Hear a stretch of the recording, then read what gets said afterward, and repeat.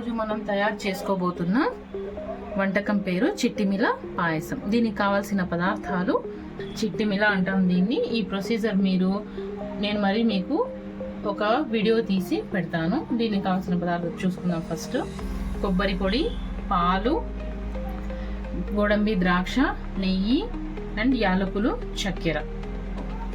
ముందుగా ఈ చిట్టిమిల ఎలా చేసుకోవాలో నేను ప్రొసీజర్ చూపిస్తానండి. దీనికి కావాల్సిన పదార్థాలు ఫస్ట్గా గోధుమ పిండి, ఒక గ్లాస్ గోధుమ పిండి వేసుకొని ఇందులో కాస్త చిటికెడు అంటే చిటికెడు ఉప్పు, జస్ట్ అలా ఒక పించ్ చాలు, అండ్ పాలు వేసి కలుపుకుంటే ఇవి టేస్ట్గా ఉంటాయి. మామూలు చపాతీ పిండి మనం ఎలా కలిపేసుకుంటామో అలా దీన్ని కలుపుకోవడమే.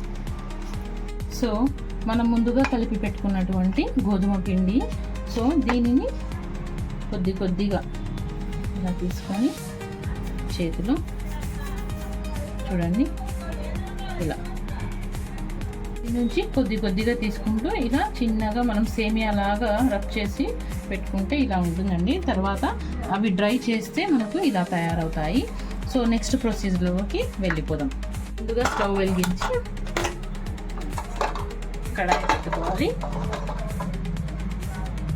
ఇందులో మనం ముందుగా తయారు చేసి పెట్టుకున్నటువంటి చిట్టిమిల ఏదైతే ఉందో దానిని లో ఫ్లేమ్లో పెట్టి మెల్లగా స్టిర్ చేస్తూ ఉండాలండి. అవి ఎంతవరకు అంటే గోల్డెన్ బ్రౌన్ వచ్చేంత వరకు మనం దాన్ని స్టిర్ చేస్తూనే ఉండాలి కంటిన్యూస్గా. మరి హై ఫ్లేమ్ పెట్టేయకండి, మాడిపోతాయి. ఇలా గోల్డెన్ బ్రౌన్ వచ్చేంత వరకు మనం రోస్ట్ చేసుకోవాలండి. చేసేసుకున్నాక దీన్ని ఒక సైడ్ పెట్టేసుకోవాలి. మరి సేమ్ కడాయిలోనే కాస్త నెయ్యి వేసి ఒక 3 స్పూన్స్ ఆఫ్, మనం ఎంతైనా వేసుకోవచ్చండి, ఇది టేస్ట్ని బట్టి, అది మన ఇష్టము. స్వీట్లో ఎప్పుడైనా కొంచెం నెయ్యి ఉంటేనే టేస్ట్ ఉంటుంది.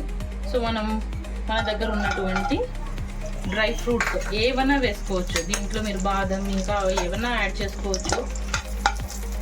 వేసేసుకొని కాస్త ఇవి కూడా రెడ్ అయ్యాక తీసి పెట్టుకోవాలి. ఇట్లా బౌల్లోకి తీసేసుకోవాలి.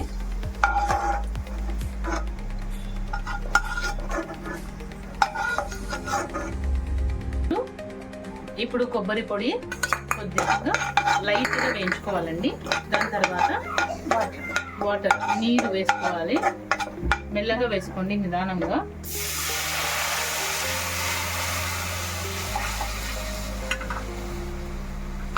ఒక స్టిర్ అలా వేసి కాస్త ఫ్లేమ్ పెంచుకొని ఒక బాయిల్ వచ్చేంత వరకు పెట్టండి. ఒక బాయిల్ వచ్చేసింది కదండి, ఇందులోకి మనము ముందుగా పెట్టుకున్నటువంటి ఆ చిట్టిమిల ఏవైతే ఉన్నాయో దాంట్లో వేసేసుకొని అలా కాస్త మెల్లగా కలుపుకోండి. లో ఫ్లేమ్లో చేసుకోండి, స్టిర్ చేయాలి కాస్త. దీనికి ఏం పెద్ద టైం పట్టదండి, చాలా ఫాస్ట్గా అయిపోతుంది. టైం టేకింగ్ ప్రాసెస్ ఏం కాదు. ఇంకొంచెం హాఫ్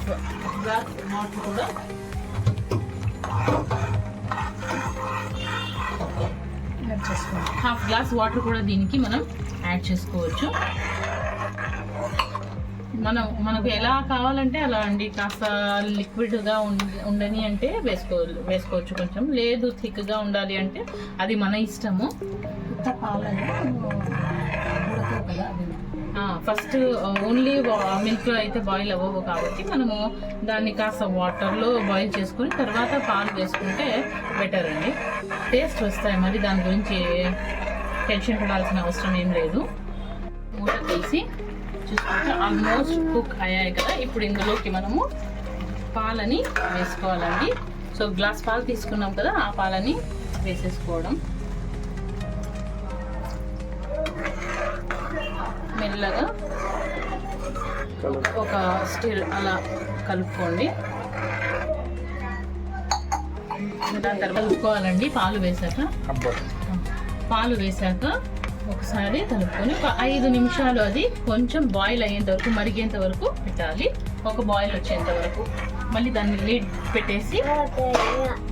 పెట్టేసి ఒక 5 minutes వదిలేద్దాం. సో 5 నిమిషాలు అయ్యాయి కదండి.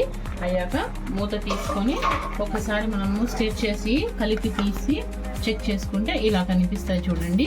ఇప్పుడు ఇందులో మనం ముందుగా తీసుకున్నటువంటి ఒక బౌల్ షుగర్ ఉంది కదా, అందులో ఆ చక్కెర అంతా వేసేసుకోవాలి.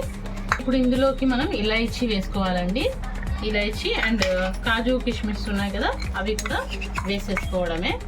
సో మన చిటిమిల పాయసం అయితే రెడీ అయిపోయింది.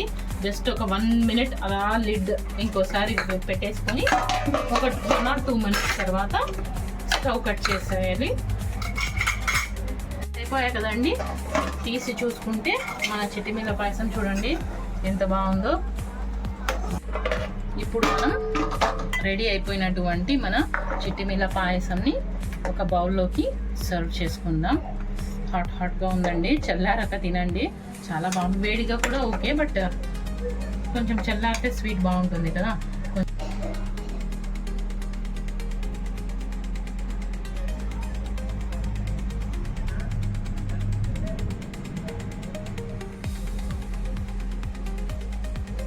సర్వ్ చేసుకున్నాక మన చిటిమిల పాయసం చూడండి ఎంత బాగుందో. సో టేస్ట్ చేయడానికి రెడీ. సో మీరు వంట చేసుకొని టేస్ట్ చేసి కమెంట్ చేయండి.